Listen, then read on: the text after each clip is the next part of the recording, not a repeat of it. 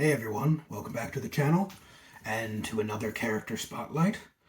I know that at the beginning of the first spotlight I said I would read the written piece and then talk freely about the characters, but I've realized in hindsight that that only really worked out for the first two characters for a couple of reasons.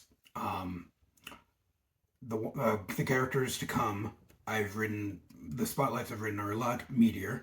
They're already, pretty substantial as on their own, and so there's not much, space for me to speak more on about them. But along with that, after the next two characters, I'll be venturing into other, parts of the cast that need to have their mystery remain intact.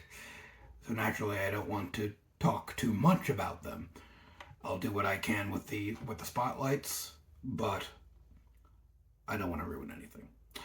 So with that in mind, going forward, I'm just going to read the written pieces, and if I happen to, on the spot, think of anything that would be fruitful to bring up in conversation, then I will do that. But for the most part, what I wrote for these characters is more than sufficient.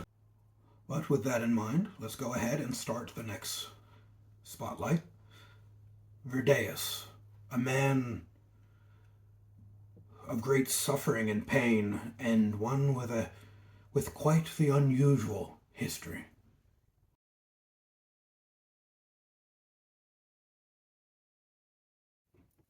Over 9,000 years old, Virdeus is a man from another era, one who, after the deaths of his wife and child, meets Malphus, and as Virdeus despairs, the demon gives him the gift of magic, through which he receives a prolonged lease on life. Taking on a messianic role, he saves thousands of suffering souls with the same gift he received from Malphus, thus creating a new family in the form of the Demon Slayer Guild, a group of magical humans seeking to protect humankind. While grooming his adopted daughter for his replacement as head of the guild, a rift in morals and values grows within the ranks of the Demon Slayers, imploring Virdeus to seek out Malphus after not meeting since that very first time. Once more, he needs the demon's help. With his daughter by his side, Virdeus is a well of guidance and wisdom when they finally meet Seth, though all he can do is hope that his words reach the newborn demon's ever more problematic ears.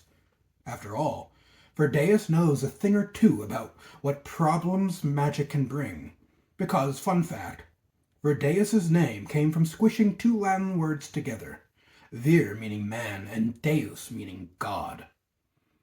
The first of his kind, with a past laden with many mistakes. Alright, before we wrap up, a quick note about his name, since he has the strangest name of all the cast in the book. Because of its Latin origins, I call him Virdeus. I've always referred to him as such, but even though this is not very common knowledge and for good reason, Latin is a very dead language for good reason. But the actual pronunciation, if we were being accurate, would be Virdeus, because Latin has V's that sound like W's. But because of his strange name, you can call him Virdeus, Virdeus. I'm going to leave that up to the reader to decide. I'm not here. I just want you to enjoy the story. Buy a copy and get as much out of it as you can, but ultimately just enjoy it. All the finer details aside from that is up to you. Call them what you want. But with that said, we are done with this spotlight, and make sure to pick up a copy.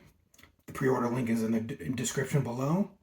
I appreciate all the support I've received so far, and well, tune in next month for another spotlight.